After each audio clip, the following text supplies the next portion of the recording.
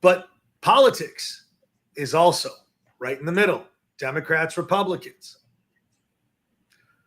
We sort of find two sides, and we call them polar opposites. Hi, my name's Stuart Brisgell. That's David Solomon. I'd like to welcome you to the Rant Network, which is Monday, Wednesday, noon Eastern, everywhere. We talk about things from absurdity of modern life and deeper issues affecting society. Here at the Rant Network, we've got you covered. Sit back, relax. Let's get started because we want to amplify your voice. So buckle up. David, we have looked at, and again, I'm 52 years old, no secret, born in the early 70s, and saw the rise of the Intifada. I saw the rise of the insanity. And a lot of people forget about it. What's going on college campuses isn't like the marches of the 1960s, where Jews and blacks took to the streets for black civil liberties, women's civil liberties, right? Remember I said Jews and blacks. When George Floyd got murdered, the blacks were in the street. It was hell on earth. 1,400 Jews massacred by a bunch of terrorists, and they're the freedom fighter. There is something warped with this whole concept. Is it anti-Israeli, anti-Jewish, I don't know what. Is it pro-Palestinian, pro-Hamas? But the world isn't so divided. They're knowingly saying, anti-Semitism, what's the big fucking deal? Calling someone gay, oh, shame on you. Calling someone black or using the N-word, oh my God, blasphemy. But saying gas the Jews, no, that's okay. When Talib decides to say it's the poor Palestinians and the Israelis are starving them of food, water, and gas, well, the disinformation is mind-boggling. Thank God that there's an internet, an iPhone, and a camera, and a satellite. Because the oil tankers in Palestine are full and real. But the Palestinians are being starved by Hamas, the arm of the Ayatollah Khomeini. You cannot leave him out. You cannot. He is the key to all of the world's terror problems. Not Vladimir Putin, not Xi Jinping, the Ayatollah Khomeini and the Iranian Guard. They're the puppet masters to all of the world's terrorism. They breed it. They're masters. David, I know you got a lot to say, and I don't want to take up another 10 minutes. Well, you know what, Stuart, I got to tell you, this is the problem I have this morning, or I should say this afternoon, it's already past noon, is I can't believe what has gone on and how many people around this world have been duped by Iran and by Hamas and all those terror organizations. It's just an incredible thing. And I mean, it starts as simple as stupid little things like calling them militants. Hezbollah, Hamas, the Houthis, call them for what they are. They are terrorists. If I were to swap out today what occurred in southern Israel on October the 7th with Dallas, Texas, and I said they came into Dallas, Texas, and they killed 1,400 people, and they kidnapped over 200 people, they burnt alive, they killed, you name it. What would the United States' reaction been? What would Americans' reaction have been? I mean, think of 9/11, where 3,000 people collectively, mostly in the Twin Towers, but collectively died on a terrorist attack. And think of the galvanization in the United States. Think of the response. Not the hey afterwards, but today the response. Did anybody question that the terrorists were terrorists? You called Al Qaeda what it is, but you're not allowed to call it that. They are freedom fighters. They are chasing the dream. Is this real, or are you being stupid, or is it just pure anti-Semitism? Antonio Guterres yesterday, the Secretary General of the United Nations, made a comment that the attack by Hamas did not happen in a vacuum. There was 56 years of Israeli siege, an occupation. That is like saying Ukraine upset Russia and deserve to be attacked because they pissed off the Russians.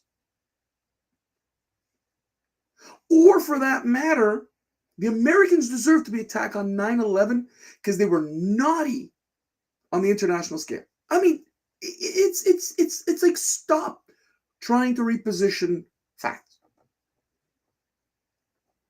Humanitarian aid for Palestinians, we're all in favor of it. But ladies and gentlemen, could we stop, please, blaming Israel for everything that's wrong? Literally, the thing that they need right now is fuel. There are countless gallons of fuel that Hamas has stored for its own military, terrorist purposes, let's call it. The world stays quiet. It's Israel's fault. They're blockading the aid. At least Rashida Tlaib, that piece of garbage, is honest with her anti-Semitism. She's been consistent about it. But to hear people speak from both ends of their mouths, politicians, media, Hollywood, where are you, folks? Yep. All of a sudden, poor Palestinians. I stand with Gazans. I stand with Palestinians. What are you talking about? Are you sure? You know, David, I'm going to give you a twist here. There's a number of very notable black actors that blame the Democratic Party for killing fatherhood amongst African Americans in America. They blame the government for making them reliant on them. Okay? Some of them have served in government. Some of them actually ran for president of the United States, passed away, Godfather of pizza. But you want to know something? Is it the people called the Palestinians? Aren't they the problem? Hang on. The Colombians, the Contras, the rebels, right? You hear about this fascination, the rebels from Cuba, freedom fighters. That's not what Hamas is. No, they're actually not freedom fighters. But that's what I'm trying to get to. And I'm getting sick and tired of hearing the term that they're militants and freedom fighters. They're trying to free the world of Jews. Okay? Eradicate. You know, they're blaming Israel for genocide. Folks, you know, if you want to talk about genocide, no military tells people to move. Israel told them to move. No military tells people, and by the way, even the Palestinians that they caught, these pieces of garbage who were offered $10,000 a piece and an apartment for this cause from your money, people, the money that the world gave Hamas. And when they caught them wounded, they healed them in the Israeli hospitals. No. You know, they call these, you know, the Sky News decided that one of the women who was released, the elderly woman, the only thing she said that they cut from her quote was, they gave us medicine. They made them sound like good guys. They gave them medicine to keep them alive as a bargaining chip. Not to keep them alive because of humanitarian. Who kidnaps 200 people and call them humanitarian? Like, what is wrong with you? At the very least, people on The View, even the women on The View who've opposed for God knows how long. Alyssa Farah Griffin, thank you for being honest. Even Joy Behar called Rashida Tlaib a liar. And then she commented about Donald Trump being a liar too. But that's hilarious. But it's just to show how the world is duped. Ladies and gentlemen, there's a great commercial right now where a father takes a 20-something-year-old and says, I see what you're posting on social media. Death to the Jews. I know Hitler was right. And I want to tell you, he brings him in front of a synagogue and says, instead of hiding behind a computer, go to them. Go tell them. And I'll tell you something. There were 70,000 mentions that Hitler was right on social media. You couple that with what's going on university campuses and protests in God knows how many cities. And if this isn't blatant anti-Semitism that Hamas has got you wrapped around the throat, then you're either more stupid or I don't know what. Maybe you're just or David, or you're an anti-Semite. It being not liking someone, you're allowed, but not liking a race of people makes you the problem in society in 2023. 90 years from Adolf Hitler's famous speech. 90 years. The modern era forgets so quickly